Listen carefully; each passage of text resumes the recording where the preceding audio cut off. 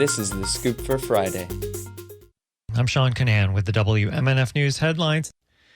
Glenn Rogers was put to death by lethal injection last night in the 1995 murder of a woman in a Tampa motel room.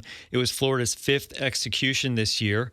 Rogers made a statement that included expressing love for his family members and saying he knew a lot of questions remained. Rogers also said, "President Trump, keep making America great."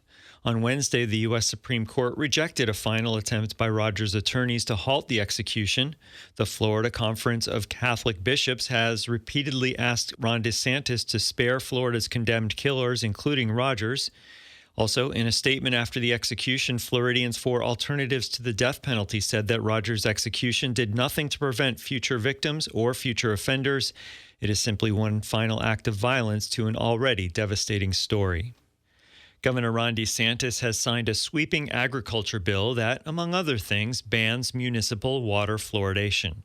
It also prohibits businesses from labeling vegetarian or vegan alternative products as eggs, meat, or milk. DeSantis says putting more of the mineral fluoride in public water, meant to reduce tooth decay, robs people of choices. Yes, use fluoride for your teeth, that's fine.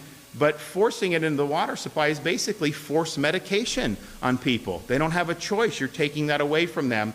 The legislation preempts fluoridation decisions from local governments to the state. The labeling restrictions will only take effect if more states in the southeast U.S. also adopt similar restrictions.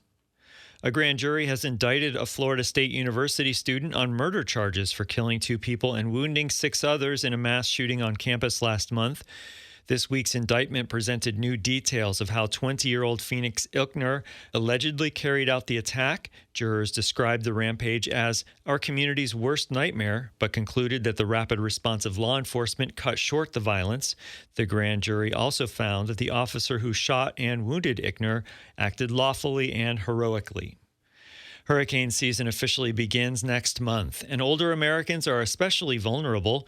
U.S. Senator Rick Scott says nearly 60% of the deaths from 2022's Hurricane Ian were seniors. WMNF's Chris Young reports Scott met with a committee in Washington this week to discuss disaster preparedness for older Americans. The Pasco County Sheriff and VP of Disaster Programs for the American Red Cross joined Senator Scott at the meeting. And while being prepared is vital for everyone, it is especially important for seniors who often have different and more complex needs than their younger neighbors and friends. Committee members and speakers discussed how people can prepare, including creating shelters more accessible to older Americans with disabilities and encouraging older Americans to plan out medications before disaster strikes. They also discussed scams targeting seniors after storms, something Senator Ashley Moody, formerly Florida's Attorney General, says she's heard about firsthand.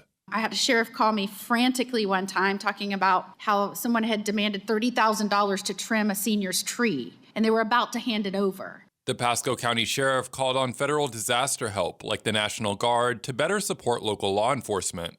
Chris Young, WMNF News. The Tampa City Council replaced its recently reappointed chair with little notice yesterday. The Tampa Bay Times reports the move comes after a week of political bitterness in the city government. Councilmember Bill Carlson made the motion to revoke a vote from earlier this month that reappointed Guido Maniscalco as city council chair. Council approved and replaced Maniscalco with Alan Clendenin. Some people intentionally spread inaccurate content online in order to mislead you, but a lot of the misinformation circulating on social media is then shared by people who don't recognize it for what it is. Joshua Scacco directs the Center for Sustainable Democracy at the University of South Florida.